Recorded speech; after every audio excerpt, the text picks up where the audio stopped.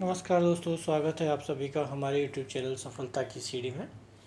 दोस्तों, आज की ये हमारी वीडियो है नेट की कई साथ हिंदी कहानी, जिसके अंतर्गत हमारी ये चौथी कहानी है राधिका रमण प्रसाद सिंह जी की कानों में कंगना। आज हम इस पर चर्चा करेंगे और इस कहानी का संपूर्ण सार आपको बताएंगे, साथ ही साथ उसके महत्वपूर्ण बिंदु जो कि एग्जाम की दृष्टि से बहुत महत्वपूर्ण हैं, जो कि एग्जाम में अक्सर उनसे पूछे जाने वाले कथन हैं जो जो पूछे जाते हैं। तो दोस्तों, इसके बारे में बताएंगे। लेखक है इनकी राधिका रमण प्रसाद सिंह जी। प्रकाशन इस कहानी का है 1913 और कहीं कहीं पर दोस्तों 1912 भी देखने को मिल जाता है। और ये इंदु पत्रिका में दोस्तों प्रकाशित हुई थी कहानी। और इस कहानी का विषय है इस कहानी में वासना और प्रेम के अंतर को स्पष्ट किया गया है। और इसके महत्वपूर्ण बिंदु दोस्तों मैं आपको बता देता हूँ, जो कि एग्जाम की दृष्टि से बहुत ही महत्वपूर्ण है। अक्सर प्रश्न ऐसे ही पूछे जाते हैं आजकल नेट में। यह कहानी कुसुमांजलि कहानी संग्रह में भी संग्रहित है, जो कि राधिका रमण प्रसाद जी की कहानी संग्रह है कुसुमांजलि उसमें। और मनुष्य के विवेक को जागृत करने की कहानी है दोस्तों ये कानों में कंगना। और साथ ही साथ इसमें जो नरेंद्र इसका जो पात्र है मुख्य, वो एक किन्नरी के चंगुल में फंसकर सारी जायदाद लुटा देता है। यह इस कहानी का सार है। और स्त्री की सामाजिक स्थिति का चित्रण इस कहानी में देखने को हमें मिलता है। कहानी का अंत दोस्तों दुखानक है इसका। और पुरुष की निर्बल प्रवृत्ति का भी चित्रण इस कहानी में बड़ा सुंदर रूप से किया गया है। ठीक है, अब दोस्तों बात करते हैं इस कहानी के पात्रों की, जो कि इस प्रकार है। पात्र में तो दोस्तों इस कहानी का मुख्य पात्र है किरण, जो कि कहानी की नायिका भी कह सकते हैं या केंद्रीय पात्र कह सकते हैं, जो कि योगेश्वर की पुत्री है और नरेंद्र की पत्नी है। और नरेंद्र पात्र है जो कि किरण का पति है, और योगेश्वर नरेंद्र के गुरु तथा किरण के पिता। और किन्नरी है दोस्तों, जो कि नरेंद्र के चंगुल में फंस जाता है और उस पर मोहित हो जाता है। और एक और अन्य पात्र है मोहन। ठीक है दोस्तों, तो ये शॉर्ट नोट्स हुए इस कहानी के। पूरी कहानी का सार मैं भी आपको सुनाने वाला हूँ। उससे पहले दोस्तों मैं आपसे एक आग्रह करूँगा कि प्लीज़ अगर आपको हमारा ये वीडियो पसंद आया हो तो प्लीज़ लाइक शेयर सब्सक्राइब करें। कमेंट करके अवश्य बताएं कि आपको हमारा तरीका कैसा लग रहा है। और एक और नई जानकारी भी आपसे साझा करूँ दोस्तों। 10 जुलाई 2020 से हमारा नया बैच शुरू हो रहा है। उसमें शामिल होने के लिए आप मेरे व्हाट्सएप पर से। और दोस्तों हमारी 100% गारंटी होती है कैशबैक की, और उसके लिए आप मुझसे बात कर सकते हैं मेरे नंबर पर। ठीक है दोस्तों, अब चलते हैं, हम आपको कहानी के सार को आपको सुनाते हैं। कानों में कंगना राधिका रमण प्रसाद सिंह जी की कहानी इस प्रकार है दोस्तों। किरण, तुम्हारे कानों में क्या है? उसके कानों में चंचल लटकों हटाकर कहा कंगना। अरे कानों में कंगना? सचमुच 2 कंगन कानों को घेर कर बैठे थे। हाँ, तब कहाँ पहनूं? तो दोस्तों इस कहानी का जो नामकरण है दोस्तों, वो कहानी का जो नामकरण है कानों में कंगना, क्योंकि कंगना हाथों में पहनने की चीज़ है, कानों में पहनने की नहीं है। तो एक अलग बात है, एक डिफरेंट बात है दोस्तों। इसलिए इस कहानी का टाइटल भी यहीं पता लग जाता है स्टार्टिंग से, और आखिर में फिर दोबारा से इसी स्थिति को दोबारा से दर्शाया जाएगा इस कहानी में। मैं आपको बता देता हूँ, सुनाता हूँ। तो किरण अभी भोरी थी। दुनिया में जिसे भोरी कहते हैं वैसी भोरी नहीं, उसे बन के फूलों का भोलापन समझो। नवीन चमन के फूलों की भंगी नहीं, विविध खादिया रस के जिनकी जीविका है, निरंतर काट छाट से जिसका सौंदर्य है, जो 2 घड़ी चंचल चिकने वाल की भूसा है। 2 घड़ी तुम्हारे फूलदान की शोभा, बन के फूल ऐसे नहीं, प्रकृति के हाथों में लगे हैं, मेघों की धारा से बड़े हैं, और चटुल दृष्टि उन्हें पाती नहीं, जगदायु इन्हें छूती नहीं, और यह सरल सुंदर सौरभ में जीवन है। जब जीवित रहे तब चारों तरफ अपने प्राण धन से हरे भरे रहे। जब समय आया तब उसकी माँ की गोद में चढ़ पड़े। आकाश स्वच्छ था, नील उदार सुंदर, पत्ते शांत थे, संध्या हो चुकी थी।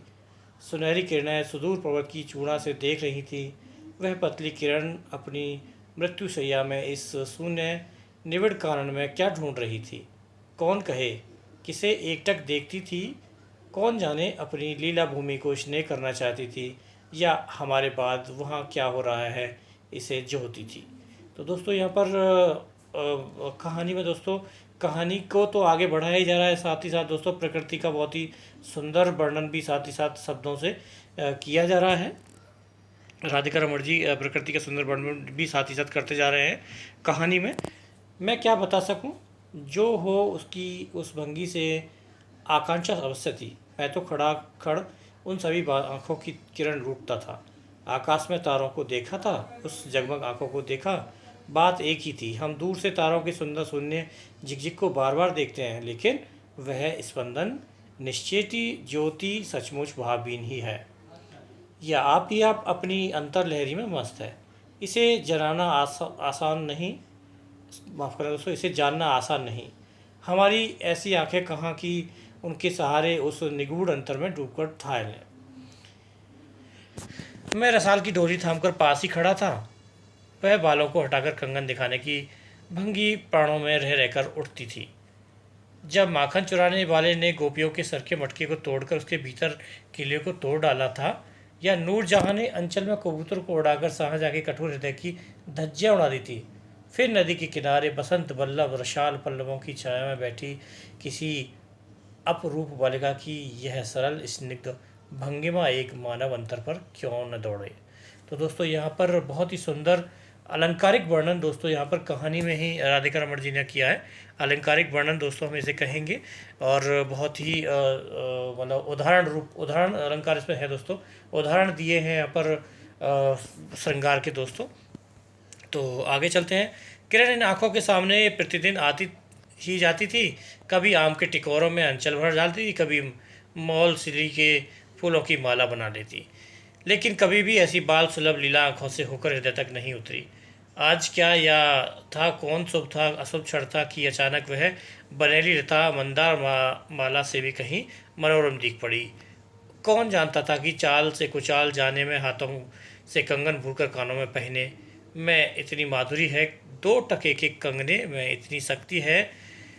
गोपियों को कभी सफर में भी नहीं झलका था कि बांस की बांसुरी में घूंघट खोलकर नचा देने वाली शक्ति भरी है। तो दोस्तों यहाँ पर प्रेम की शक्ति को दोस्तों दिया गया है कि प्रेम की शक्ति जो होती है वो बहुत बड़ी होती है, कि उसमें देखा नहीं जाता कि उसमें ताकत कहाँ है या मूल्य क्या है, वो अमूल्यवान होती है दोस्तों। यहाँ पर दर्शाने की कोशिश की है राधिका रमण जी ने।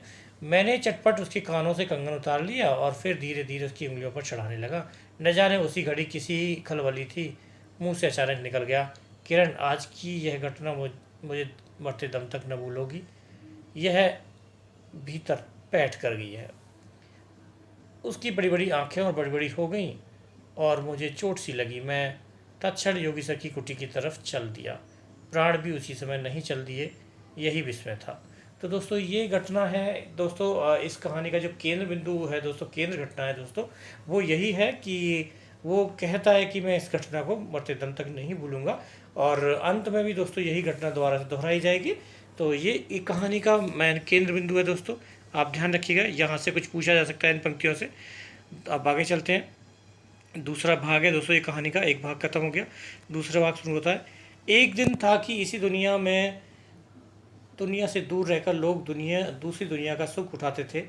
हरिचंदन के पल्लवों की छाया भूलोक पर कहाँ मिले, लेकिन किसी समय हमारे यहाँ भी ऐसे वन थे जिनके वृक्षों के साया में घड़ी निवारने के लिए स्वर्ग से देवता भी उतर आते थे। जिस पंचवटी का अनंत यौवन देखकर राम की आंखें भी खिल उठती थी। वहाँ के निवासियों ने कभी अमर तरु के फूलों की माला नहीं चाही, मंदाकिनी के छींटों की शीतलता नहीं ढूंढी। नंदोपवन का सानी कहीं बन भी था। कल वृक्ष की छाया में शांति अवश्य है, लेकिन कदम की छैयाँ कहाँ मिल सकती हैं। हमारी तुम्हारी आंखों ने कभी नंदोत्सव की लीला नहीं देखी, लेकिन इसी भूतल पर एक दिन ऐसा उत्सव हो चुका है जिसको देख देख कर प्रकृति तथा रजनी 6 महीने तक ठगी रही। सत सत देवांगनाओं ने परिजात के फूलों की वर्षा से नंदन कानन को उजाड़ डाला। तो दोस्तों यहाँ पर भी बड़ा सुंदर मार्मिक चित्रण दोस्तों, पौराणिक कथाओं पर आधारित कुछ तथ्य प्रकट किए हैं यहाँ पर राधिका रमण जी ने। और साथ ही साथ ये सुंदरता, ये यानी कि साहित्यिक सुंदरता को बढ़ाने के लिए इन शब्दों का दोस्तों प्रयोग किया गया है यहाँ पर लेखक ने। समय ने सब कुछ पलट दिया, अब ऐसे बन नहीं जहाँ कृष्ण गोलोक से उतरकर 2 घड़ी बंसी को टेर दे। ऐसे कुटी नहीं जहाँ दर्शन से रामचंद्र का भी अंतर प्रसन्न हो जाए। ऐसे मुनीज नहीं जो धर्म धुरंधर धर्मराज को भी धर्म में शिक्षा दें। यदि 1-2 भूल भटके हैं भी, अभी तक उन दुनिया का पर्दा नहीं उठा। जगन माया की माया नहीं लगी, लेकिन वे कब तक बचे रहेंगे। लोक अपने यहाँ अलौकिक बातें कब तक होने देगा, भवसावर की जल तरंगों पर स्थिर होना कब संभव है। तो दोस्तों यहाँ पर भी पौराणिक कथाओं का बहुत सुंदर वर्णन है और याद किया जा रहा है उस समय को जो कृष्ण के समय है और जो रामचंद्र जी का सुंदर समय है दोस्तों, उसको याद कर किया जा रहा है यहाँ पर। ये बड़ा सुंदर वर्णन दिया है यहाँ पर। और ऋषिकेश के पास एक सुंदर वन है, सुंदर नहीं अपरूप सुंदर है, और वह है प्रमोद वन के विलास सिकंजर जैसा सुंदर नहीं, बरंच चित्रकुटिया पंचवटी की महिमा से मंडित है। वहाँ चिकनी चांदनी में बैठकर कनक घुंघरू की इच्छा नहीं होती, बरंच प्राणों में एक ऐसी आवेश धारा बैठ उठती है जो कि अनंत साधना के कूल तक पहुँचाती है। कभी जीव जगत के एक एक तत्व में दौड़ मिलती है। गंगा की अनंत गरिमा बन की निबड़ योग निद्रा वहीं देख पड़ेगी। कौन कहे वहाँ जाकर एक चंचल चित्त क्या चाहता है, गंभीर अलौकिक आनंद या शांत सुंदर मरण। तो दोस्तों यहाँ पर मैं कहूँगा कि बड़े ही सुंदर साहित्यिक शब्दों का वर्णन दोस्तों इस कहानी में किया गया। बेसिकली कही जाए तो एक मुख्य रूप से काव्यात्मक कहानी मैं ऐसे कह सकता हूँ, क्योंकि बड़े इतने सुंदर मार्मिक शब्दों का प्रयोग इसमें किया है कि आप इसको एक हम काव्य ही कह दे तो कोई बात नहीं, सिर्फ छंदों का ही अंतर है कि ये सिर्फ गद्य रूप में लिखी हुई है, अर्थात नहीं तो ये शब्द बड़े सुंदर प्यारे यूज़ किए हैं कहानी में। इसी वन में एक कुटी बनाकर योगीश्वर रहते थे। योगीश्वर ही तो थे, यद्यपि वह भूतल पर ही रहते थे, तथापि उन्हें इस लोक का जीव कहना यथार्थ नहीं था। उनकी चित्रवृत्ति सरस्वती के श्री चरणों में थी, या ब्रह्मलोक को अनंत शांति में लिपटी थी, और वह बालिका स्वर्ग में एक रस्म उतरकर उस घने जंगल में उजेला करती फिरती थी। वह लौकिक मायाबद्ध जीवन नहीं था, इसे बंधन रहित बाधा रहित नाचती किरणों की रेखा कहिए। मानो निर्मूल चंचल मलय वायु फूल फूल कर डाली डाली पर डोलती फिरती हो, या कोई मूर्तिवान अमर संगीत बेरोक टोक हवा पर या जल की तरंग भंग पर नाच रहा हो। मैं ही वहाँ इन लोक का प्रतिनिधि था, मैं ही उन्हें उनकी अलौकिक स्थिति में एक जटिल मत राज से खींच लाता था। तो दोस्तों यहाँ पर इतनी बड़ी दोस्तों जो भूमिका बनाई है अभी तक, जो तो आपने देखा पूरी एक पेज की जो भूमिका थी वो थी दोस्तों इस कहानी की पृष्ठभूमि को स्टार्ट करने की, इंट्रोड्यूस कराने की योगेश्वर और उनकी पुत्री किरण के लिए। तो आगे चलते हैं। बहुत ही सुंदर वर्णन है दोस्तों। कुछ साल से मैं योगेश्वर के यहाँ आता जाता था। पिता की आज्ञा थी कि उनके यहाँ जाकर अपने धर्म के सब ग्रंथ पढ़ डालो। योगेश्वर और बाबा लड़कपन के साथी थे, इसीलिए उनकी मुझ पर इतनी दया थी। किरण उनकी लड़की थी, उस कुटीर में वह दीपक थी। जिस दिन की घटना मैं लिख आया हूँ उसी दिन सवेरे मेरे अध्ययन की पूर्ण होती थी, और बाबा के कहने पर एक जोड़ा पीताम्बर, 5 स्वर्ण मुद्राएं तथा किरण के लिए 2 कनक कंगन आचार्य के निकट ले गया, और योगी सिंह ने सब लौटा दिए, केवल कंगन को किरण उठा ले गई। तो दोस्तों यहाँ से कहानी का प्रारंभ होता है, और बड़ा ही सुंदर मार्मिक चित्रण यहाँ दोस्तों किया है। बहुत बड़ी भूमिका दोस्तों बनाई है पहले उस कहानी को स्टार्ट करने के लिए। और दोस्तों मैंने कुछ आलोचकों को पढ़ा था कि कहानी बहुत नीरव है, नीरस है, अच्छी नहीं है। मुझे नहीं लगता, बहुत ही सुंदर लग रही है अभी तक तो कहानी। और बेशक कहानी दुखांत ही सही, लेकिन कहानी का जो लिखने का तरीका जो दोस्तों है बहुत ही सुंदर मुझे यहाँ लग रहा है। किसी को भले ही बुरी लगी हो, लेकिन मुझे बिल्कुल कतई भी यहाँ पर ये फील नहीं हो रहा कि कहानी गलत है। बहुत सुंदर कहानी है और सुंदर शब्दों को सजाया है दोस्तों। और जो कहानी का विषय वस्तु है वो भी बहुत ही अच्छा है।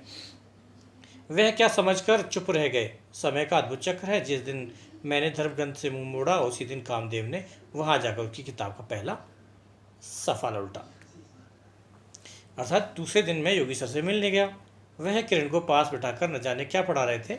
उनकी आंखें गंभीर थी। मुझको देखते ही वह उठ पड़े और मेरे कंधों पर हाथ रखकर गदगद स्वर में बोले, नरेंद्र अब मैं चला, किरण तुम्हारे हवाले। यह कहकर किसी भी सुकोमल उंगलियां मेरे हाथों में डाल दी। लोचनों के कानों पर 2 बूंदें निकलकर झांक पड़ी। मैं सहम उठा। क्या उन पर सब बातें विदित थीं? क्या उनकी तीव्र दृष्टि मेरी अंतर्लहरी तक डूब चुकी थी? वह ठहरे नहीं, चल दिए। मैं कांपता रह गया, किरण देखती रह गई। तो दोस्तों यहाँ पर इनका जो प्रेम था एक दूसरे के प्रति, कंगना का और नरेंद्र का, वो उनके पिता पहले ही जान चुके थे, और बस उन्होंने कोई ज़रूरत नहीं समझी और उन्होंने यह निर्णय 1 सेकंड में दे दिया और यही कहानी आगे बढ़ती है। और दूसरे भाग को ख़त्म होते होते दोस्तों सन्नाटा छा जाता है। बनवायु भी चुप हो चली, हम दोनों भी चुप चल पड़े। किरण मेरे कंधे पर थी और हठात अंतर में कोई अड़कपन अड़क कर कह उठा, हाय नरेंद्र, क्या हुआ? यह क्या? तुम इस बनफूल को किस चमन में ले चले? इस बंधन विहीन स्वर्गीय जीवन को किस लोक जल में बांधने चले? तो दोस्तों ये कहानी का दूसरा भाग यहाँ पर समाप्त होता है। पहले पड़ाव में कहानी को प्रस्तावना दी है और दूसरे काल में कहानी को स्टार्ट किया है, और तीसरे कहानी पर दोस्तों यहाँ पर यानी कि हम जैसे इंग्लिश में बोलते हैं क्लाइमैक्स, वो तीसरे भाग में देखने को मिलेगा। तो दोस्तों ये भी आप एग्जाम की दृष्टि से याद रखें कि पहले भाग और दूसरे भाग और तीसरे भाग में कौन सी कहानी है, यह भी पूछा जा सकता है। ककड़ी जल में जाकर कोई स्थायी विवर नहीं फोड़ सकती। क्षण भर जल का समतल भले ही उलट पुलट हो जाए, लेकिन इधर उधर से जल तरंग दौड़कर उस छिद्र का नाम निशान ही नहीं रहने देती। जगत की भी यही चाल है। यदि स्वर्ग से देवेंद्र भी आकर इस लोक चलाचल में खड़े हो जाएं, फिर भी संसार देखते ही देखते उसे अपना बना लेगा। इस काली कोठरी में आकर उसकी कालिमा से बचे रहें, ऐसी शक्ति अब आकाश कुसुम ही समझो। 2 दिन में राम हाय जानकी कहकर वन वन तोड़ते फिरे।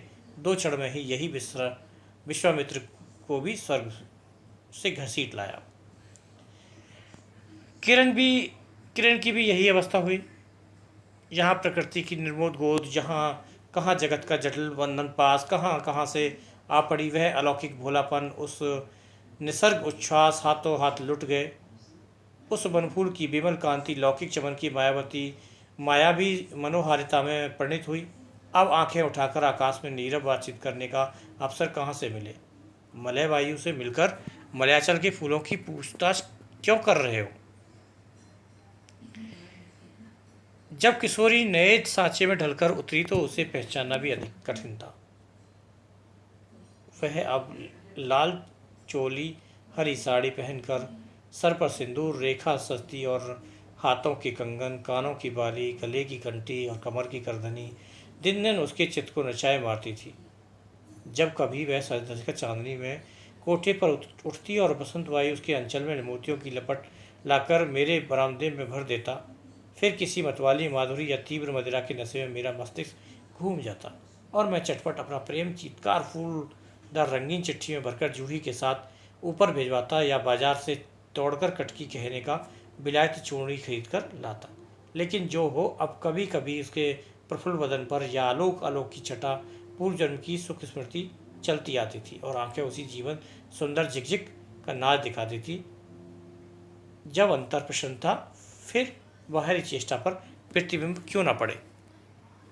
यूं ही 1-2 साल मुरादाबाद में कट गए। तो दोस्तों ये कहानी मुरादाबाद की बताई है दोस्तों, मैंने नोट्स पे नहीं बताया, आप यहाँ नोट कर लीजिएगा, इम्पोर्टेंट है। तो कट गए। एक दिन मोहन के यहाँ नाच देखने गया और ये मोहन पात्र जो मैंने आपको बताया था, वहाँ किन्नरी की आंखें मिली क्या, लीन हो गई।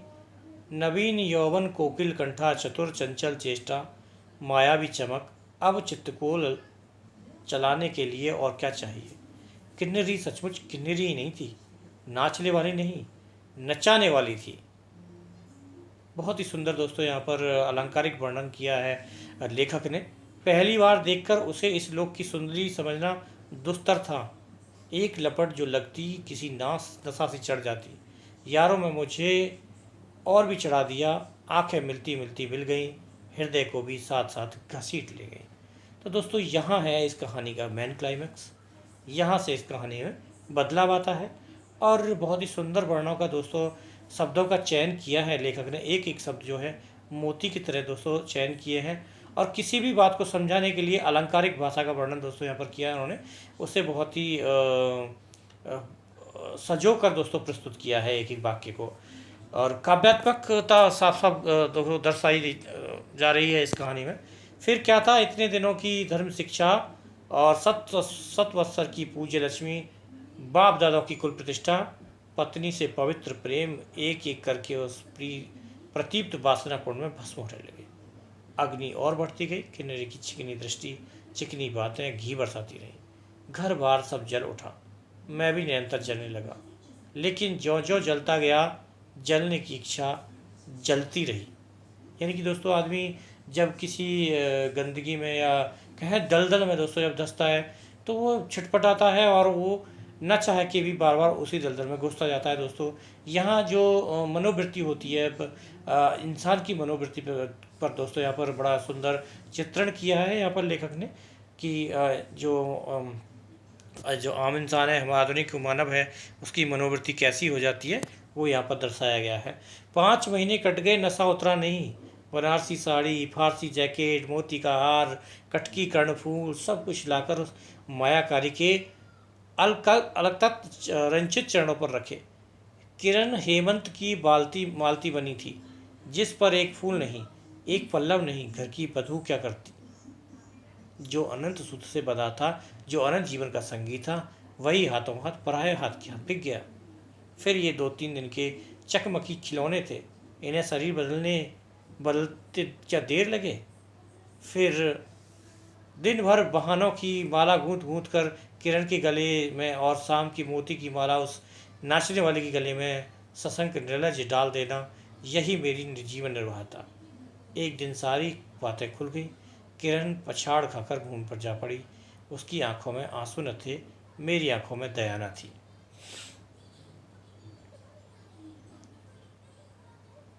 दोस्तों यहाँ पर बहुत ही सुंदर वर्णन किया। और सबसे बड़ी बात दोस्तों मैं आपको बता दूं कि एक और बहुत ही महत्वपूर्ण प्रश्न एग्जाम की दृष्टि से बन सकता है दोस्तों, और वो है कि इस पूरी कहानी को स्वयं नरेंद्र अपनी स्वयं की कहानी को सुना रहा है। तो दोस्तों एक तरह से फ्लैशबैक की बात यहाँ पर हम कह सकते हैं कि नरेंद्र ही अपनी कहानी को सुना रहा है। वो अलग बात है कि दोस्तों कहानी की स्टार्टिंग से उसे स्तर पर दिखाया जा रहा है, लेकिन क्योंकि स्वयं सुना रहा है इसीलिए यहाँ पर फ्लैशबैक बन सकता है।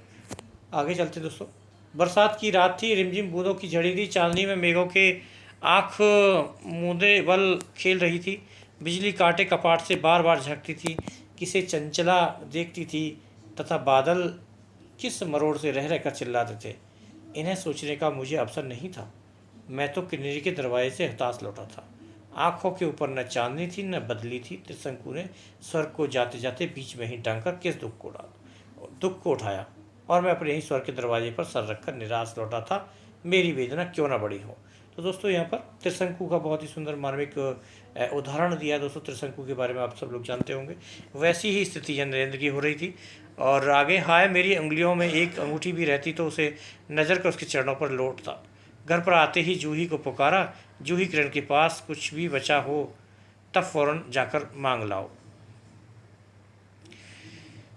ऊपर से कोई आवाज़ नहीं आई, केवल सर के ऊपर से एक काला बादल कालांतर चीत्कार से चिल्ला उठा। मेरा मस्तिष्क घूम गया। मैं तत्क्षण कोठे पर दौड़ा। सब संदूक झांके, कुछ मिला, सब तोड़ डाला, लेकिन मिला कुछ नहीं। अलमारी में केवल मकड़े का जाल था।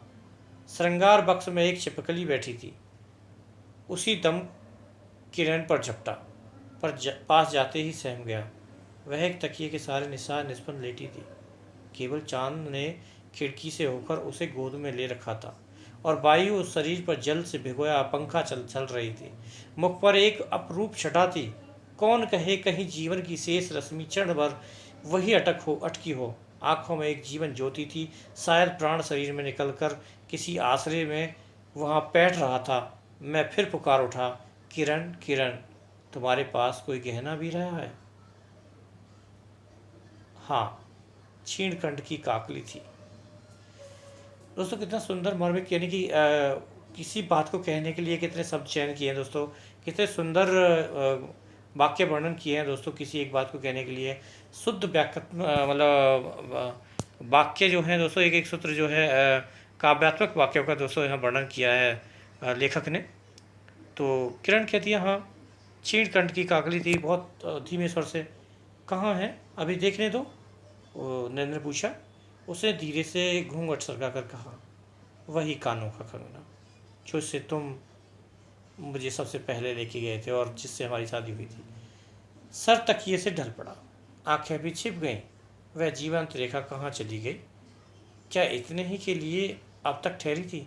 मतलब उसकी जान दोस्तों किरण की सिर्फ इसलिए ठहरी थी कि उसे अंतिम दर्शन तक देखना चाह रही थी कि क्या नरेंद्र बदल सकता है या उसको समझाना चाह रही थी दोस्तों। इवन कहें तो कहानी का जो टाइटल है, मतलब कानों का कंगना, उसको दिखाना चाह रही थी दोस्तों। यही मैंने कहा था, ये केंद्र बिंदु है और वही केंद्र बिंदु दोबारा से यहाँ प्रतीत हो रहा, आपको दिख रहा होगा। बस तो वही है ये। आंखें मुख पर जा पड़ी, वही कंगन थे, वैसे ही कानों का घेर कर बैठे थे। मेरी स्मृति तड़ित वेग से नाच उठी। दुष्यंत ने अंगूठी पहचान ली। भूली शकुंतला उस पल याद आ गई। लेकिन दुष्यंत सौभाग्यशाली थे, चक्रवर्ती राजा थे, अपनी प्राण प्रिया को आकाश पाताल छान कर ढूंढ निकाले। दोस्तों कितना ही सुंदर एग्जाम्पल यहाँ पर दिया है लेखक ने। लेकिन मेरी किरण तो इस भूतल पर थी ही नहीं, किसी तरह प्राण देकर भी पता पाता परलोक से ढूंढ निकालूं, ऐसी शक्ति इस दीनहीन मानव में कहाँ। चढ़ा नशा उतर पड़ा, सारी बातें सूझ गई, आंखों पर की पट्टी खुल पड़ी। लेकिन हाय खुली तो तब, उसी समय जब जीवन में केवल अंधकार ही रह गया। यानी कि दोस्तों किरण जो होती है वो स्वर्ग से रह जाती है, मृत्यु को पा लेती है दोस्तों। जब उसकी आंखें खुलती हैं तब तक वो सब कुछ खो चुका होता है। ठीक है दोस्तों, तो इस कहानी का बेशक अंत दुखांतक है, लेकिन दोस्तों कहानी बहुत ही मार्मिक है, सुंदर है और प्रेरणादायक है दोस्तों। जो जीवन जगत में होने वाली घटना बहुत सुंदर रूप से प्रस्तुत की है लेखक ने यहाँ पर। तो दोस्तों आपसे अनुग्रह है कि अगर आपको हमारी ये वीडियो पसंद आई हो तो प्लीज़ लाइक शेयर सब्सक्राइब करें, और कुछ भी जानकारी के लिए मेरे इस नंबर पर कांटेक्ट करें, और कमेंट करके अवश्य बताएं। आपका दिन शुभ रहे। मिलते हैं फिर अगली वीडियो पर।